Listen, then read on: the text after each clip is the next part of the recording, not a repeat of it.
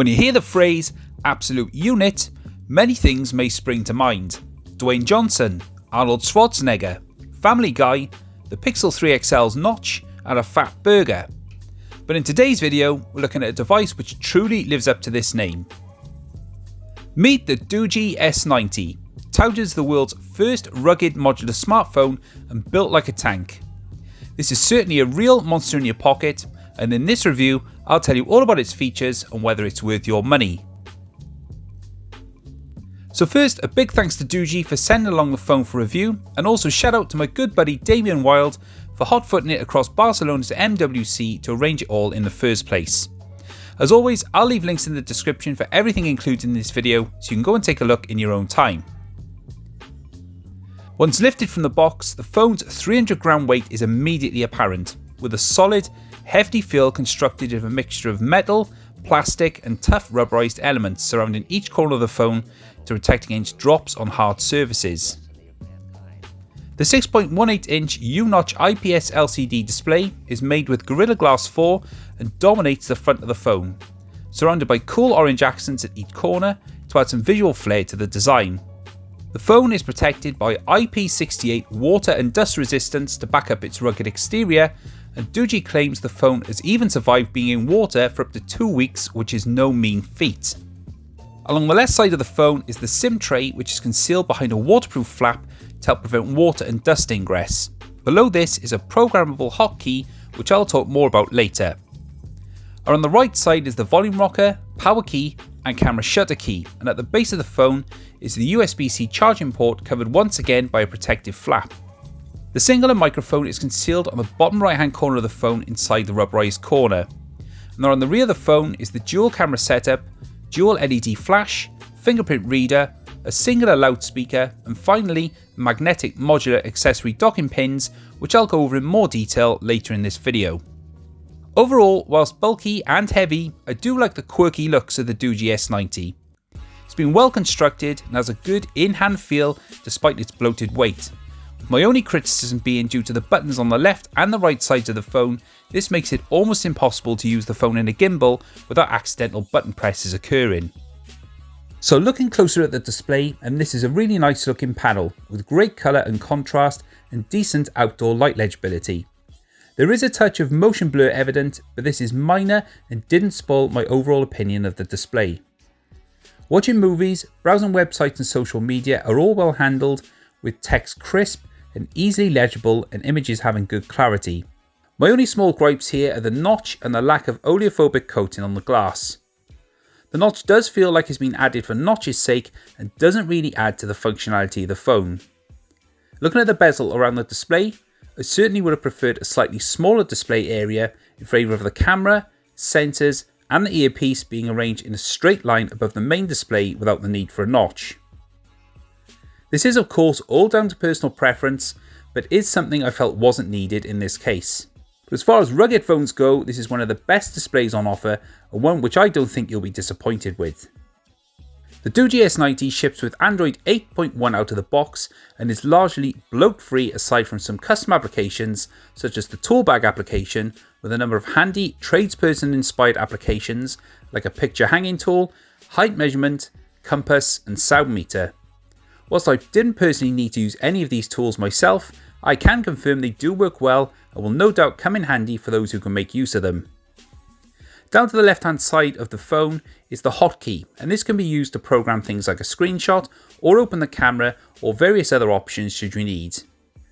Out of the box, the Doogee S90 skin is fast and responsive, but I found the app icons do look a little bland, and also the lack of a dedicated app drawer made navigating to find certain apps a bit of a chore. However, running my preferred Nova launcher setup made things much easier, and I found the phone to be nicely responsive with fluid movement between apps and the home screen, as well as quick app loading times where applicable. Elsewhere, the menus have a mostly stock Android feel, and navigation is once again fast and responsive, and there's plenty of control over the phone's various functions, including control over the notch area, allowing you to leave this in place or hide based on your preference. For biometrics, the phone offers both the rear-mounted fingerprint reader and also face unlock via the front-facing camera.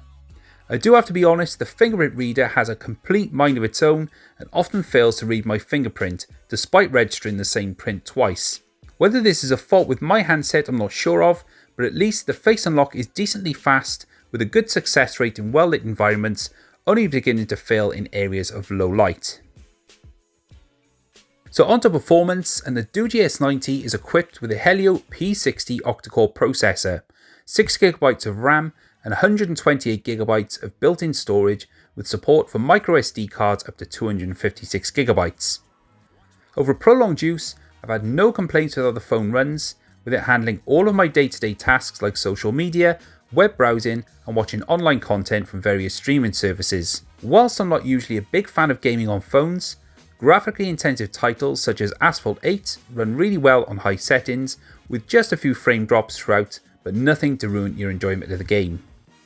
Multitasking is also handled well, with quick switching between applications where needed and fast app loading times to help demonstrate a well-rounded and impressively smooth experience overall. I found the built-in 128GB of storage was ample for my needs, however it is nice to have the ability to add a microSD card if needed. Okay, so moving on to the battery, and the phone's built-in, non-removable 5050mAh cell certainly promises a lot in theory, but I did find this was not the stealthy beast I was imagining it to be. In my usual daily usage, I found it needed a quick boost throughout the day, which suggests there may be some fine-tuning needed with the software in order to get the most from the battery. Whilst my typical daily usage may put more of a strain on the battery than other people, this was an area I felt a little underwhelmed by and didn't live up to my expectations. However, thanks to the fast charging adapter and wireless charging capability, it's easy to keep the Doogee S90 topped up with power throughout the day, and over time I felt this was less of an issue than I initially thought. And this leads me nicely to one of the main features of the handset, mods. Using the magnetic docking pins on the rear of the phone, this allows you to attach a variety of different mods to the Doogee S90 to turn the phone into a cellular reconnaissance belt. Doogee included both the power bank and the night vision camera modules with the review package, but there are also other mods such as a walkie-talkie should you be stuck up a mountain, and a gaming mod with built-in precision joystick for gaming fans. The power bank mod has a 5000mAh capacity, and this will give your Doogee S90 an overall battery capacity of 10,050mAh to help you power through 2 days worth of usage where applicable. The power bank is recharged via its built-in USB-C port, and this takes around 90 minutes to fully recharge using the phone's fast charging wall adapter. Attaching this is simple, just align the power bank with the back of the phone and the magnets will do the rest, creating a firm and secure fit on the rear of the handset. Once this is in place, a small power key toggles the power bank on and off where required, and once on it begins charging the phone immediately. Similarly, the night vision camera with its built-in Sony sensor attaches in the same way, and this allows up to 12 times more light than the phone's built-in sensor and 131-degree wide angle of view. Whilst not perfect and having the fisheye effect seen on many action cameras, the pictures are usable and demonstrate much better results at night than the phone's standalone camera. Additionally, the night vision camera can be used to record video, although selecting 1080p it does mean the frame rate drops considerably and is more or less unusable. Also be aware there's no autofocus with the night vision camera, so this will do for landscape or wider shots more than close-ups.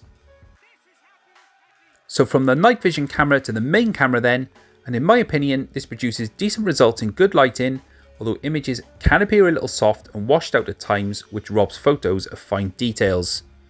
However, with some perseverance, the Doogee S90 is capable of some good results, and with some light editing there's certainly no shame in some of these images. In addition to the main camera, there's also a portrait sensor, and like the main camera, it can appear a little soft sometimes, but it does have a pleasing depth effect, which looks good once you've got the hang of how it works. Images from the front-facing camera also look fairly good, but like the main camera, the processing does render photos a little soft and lacking in dynamic range. Video recording up to 1080p at 30 frames per second is supported from the main camera, and 720p at 30 frames per second from the front-facing camera. Whilst I felt video was actually good in general, the lack of image stabilization does feel like a missed opportunity given the fact that Helio P60 supports this.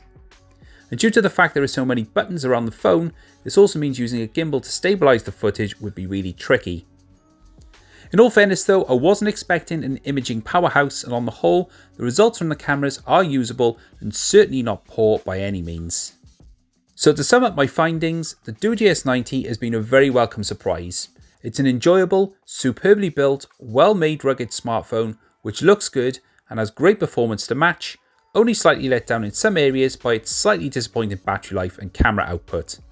But in all other respects, this is a great smartphone which is ready for all weathers and is finally a rugged smartphone which in my opinion is actually worth buying and not let down by poor software or a bad user experience. It's a phone I can highly recommend for those looking for a smartphone which can survive daily knocks and scrapes and is also enjoyable to use on a day-to-day basis.